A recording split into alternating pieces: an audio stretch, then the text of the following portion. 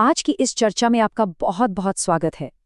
आज हम प्राचीन आध्यात्मिक प्रथाओं और हमारी आधुनिक साइंस यानी तंत्रिका विज्ञान के बीच की दूरियों को मिटाने वाले हैं। सोचिए जरा, जो ध्वनियाँ या मंत्र हम हजारों सालों से दोहराते आ रहे हैं, वो असल में हमारे दिमाग को किस तरह से हैक करते हैं।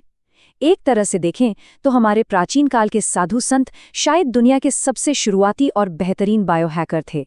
तो चलिए इस दिलचस्प विषय को गहराई से समझते हैं। आज हम इन 5 मुख्य बातों पर गौर करेंगे।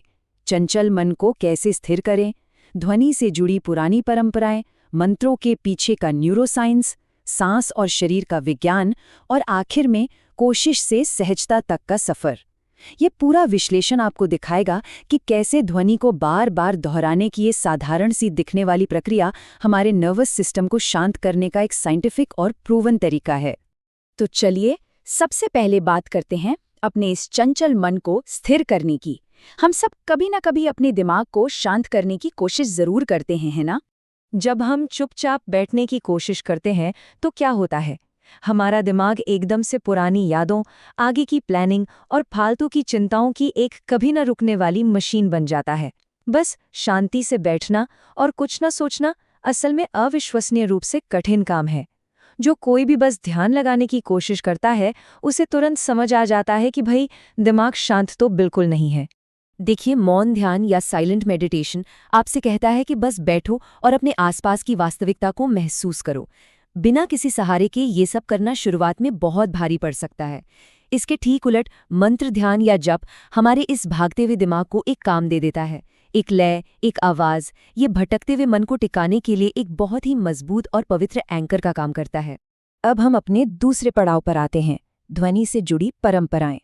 आपको जानकर हैरानी होगी कि आधुनिक साइंस के आने से बहुत पहले ही हमारी पुरानी परंपराओं ने आवाज को एक टूल की तरह इस्तेमाल करना शुरू कर दिया था।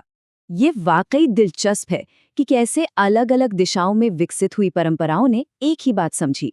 चाहे वैदिक परंपरा में ओम और गायत्री हो, बौद्ध धर्म में ओम मणि पद्मे हूम हो, या फिर सिख धर्म में वाहेगुरु का सिमरन हो, इन सभी ने इंसानी चेतना को बदलने के लिए एक खास आवाज का इस्तेमाल किया।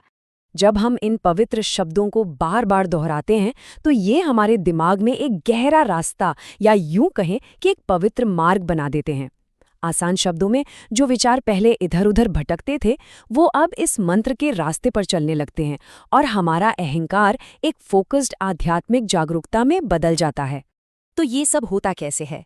चलिए अब अपने तीसरे विषय की ओर बढ़ते हैं और मंत्रों के न्यूरोसाइंस को समझते हैं, सीधे क्लिनिकल डेटा के साथ। ब्रेन स्कैन्स और न्यूरो इमेजिंग हमें कमाल की चीज दिखाते हैं। जब हम मंत्र पढ़ते हैं तो हमारे दिमाग का डिफ़ॉल्ट मोड नेटवर्क या डीएमएन शांत हो जाता है। अब आप पूछेंगे, ये डीएमएन क्या है? ये दिमाग का वो हिस्सा है जो ओवरथिंकिंग, बेकार की चिंताओं और खुद को लेकर स्ट्रेस पैदा करता है। मंत्र सीधा इसी नेटवर्क को स्विच ऑफ कर देता है। और इतना ही नहीं, ईईजी मशीन से पता चलता है कि मंत्रों का उच्चारण करने से दिमाग में थीटा वेव्स काफी तेजी से बढ़ती हैं।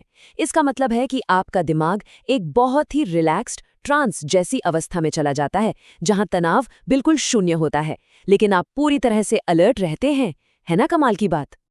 अब आते हैं चौथे पहलू पर। ये जो दिमाग में बदलाव हो रहे हैं, ये सीधे तौर पर हमारी सांसों और हमारे शरीर से जुड़े हैं, जिसे हम सदियों से प्राणायाम के रूप में जानते हैं।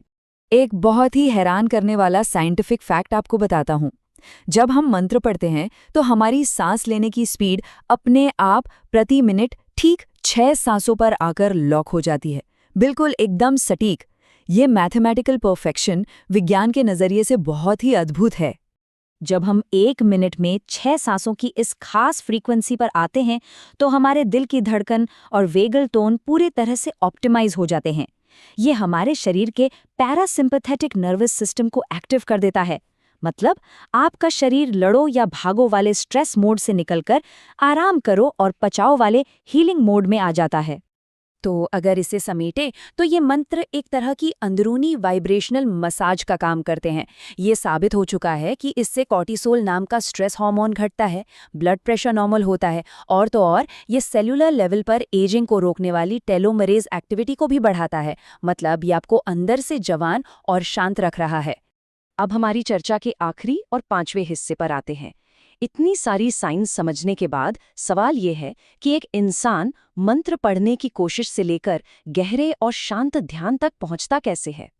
देखिए, इसके कुछ स्टेप्स होते हैं। शुरुआत में हम जोर जोर से बोलकर उच्चारण करते हैं, जिसे वैखरी कहते हैं। फिर हम धीरे धीरे फुसफुसाते हैं, यानी उपांशु।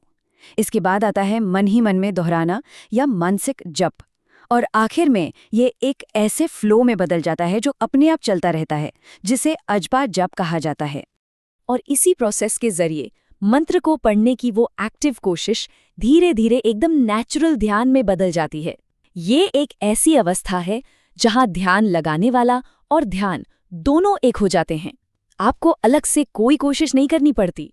जो चीज़ हमने अपने भटकते दिमाग को कंट्रोल करने के लिए एक जानबूझकर की गई कोशिश के तौर पर शुरू की थी, वो समय के साथ हमारी परमानेंट आदत बन जाती है।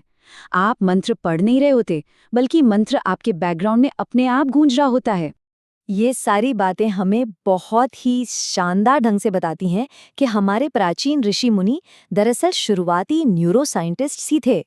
उन्होंने बहुत पहले ये समझ लिया था कि लय और ध्वनि का इस्तेमाल करके इंसान के दिमाग और चेतना को कैसे अपग्रेड किया जा सकता है।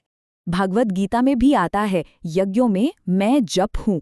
इन पवित्र ध्वनियों की इतनी गहरी क्लिनिकल और दिमागी ताकत को समझने के बाद यह सोचना लाजमी हो जाता है, क्या ये पवित्र ध्वनियाँ असल में हमारे मन पर काबू पाने और इंसान के मानसिक विकास की सबसे बेहतरीन, सबसे एडवांस टेक्नोलॉजी हैं? इस बारे में ज़रूर सोचिएगा। आज के इस विश्लेषण में हमारे साथ जुड़ने के लिए आपका बहुत बहुत शुक्रिया।